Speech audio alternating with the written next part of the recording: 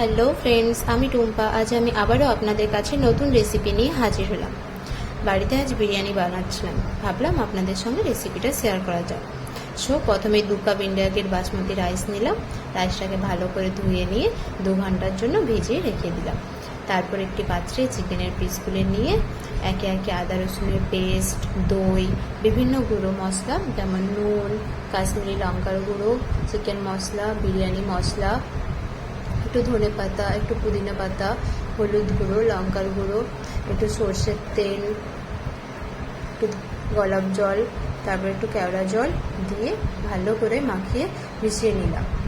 এরপর ওই মিশ্রণটিকে 30 মিনিটের জন্য ম্যারিনেশন করতে রেখে দিলাম। অন্য একটি কড়াইতে তেল দিয়ে গরম হয়ে গেলে আগে থেকে সেদ্ধ করা আলু দিয়ে দিলাম ভেজে নিতে। ভাজা হয়ে গেলে আলুটিকে তুলে নিলাম। ওই একই তেলে পেঁয়াজ দিয়ে বেরেস্তা করে নিলাম।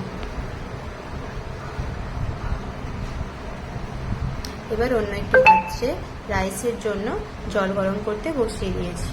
এরপর কড়াইতে পেঁয়াজ দিয়ে পেঁয়াজটা বাদামি হয়ে এলে তাতে ম্যারিনেশন করা চিকেনটা দিয়ে ভালো করে কষিয়ে নিলাম।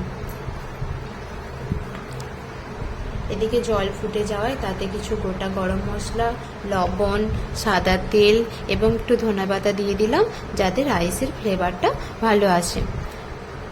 এরপর ভিজিয়ে রাখা রাইস দিয়ে 80% বয়েল করে এটাকে একটা স্ট্রেনারের সাহায্যে স্ট্রেন করে নিলাম। এরপর বিরিয়ানি দম বসানোর জন্য একটি পাত্রে ঘি লাগিয়ে কিছুটা রাইস দিয়ে দিলাম। এরপর একে একে চিকেন কষা, আলু, বেরেস্তা, ধনেপাতা, পুদিনা পাতা দিয়ে তারপর আবার কিছুটা রাইস দিয়ে ওপর থেকে বিরিয়ানি মশলা, ঘি, ফুড কালার এবং দুধের মিশ্রণ ইত্যাদি দিয়ে গার্নিশিং করে নিলাম। দেন একটি ওই পাত্রের উপর দিকে একটু আটা লাগিয়ে ঢাকনাটা বন্ধ করে দিলাম যাতে করে ঢাকনাটা এয়ার টাইট থাকে, ওখান থেকে কোনো বাতাস না বেরোয়। এদিকে খেয়াল রাখতে হবে, বিরিয়ানি থেকে বাতাস বেরিয়ে গেলে বিরিয়ানির ফ্লেভারটা ভালো আসবে না। ভালো করে বন্ধ করে বিরিয়ানিটাকে দমের জন্য বসিয়ে দিলাম।